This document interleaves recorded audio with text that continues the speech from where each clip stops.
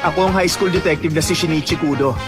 Pumunta ako sa amusement park kasama si Ran, ang matagal ko ng kaibigan at classmate. Nasaksihan ko doon ang kaduda-dudang kasunduan sa isang lalaking nakaitim. Habang abala ako sa panonood sa kasunduan, hindi ko na malaya na may isa palang lalaking nasa likod ko. Pagkatapos, pinainom niya ako ng lason. At pagkagising ko, bigla na lang lumita ang katawan ko.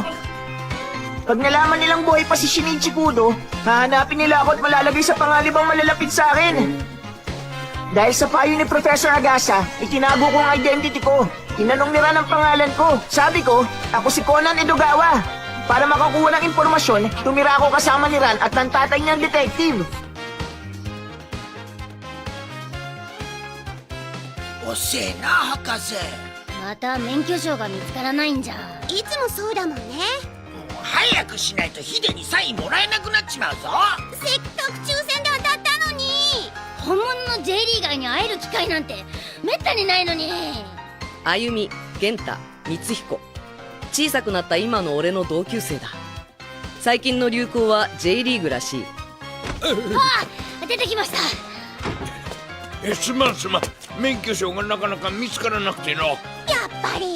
まったくももう博士。彼の名前は阿笠博士、そして灰原哀。俺の正体を知る数少ない人物だ。何ブツブツ一人で行ってるんですか？行くよ、スポーツランド。うグズグズしてっと置いてっちまうぞ。あ、おお。忘れてるわよ。え？ほら、いつものあれ。あ、そっか。Kahit na naging kasing liit ako ng bata, matalas pa rin ang utak ko.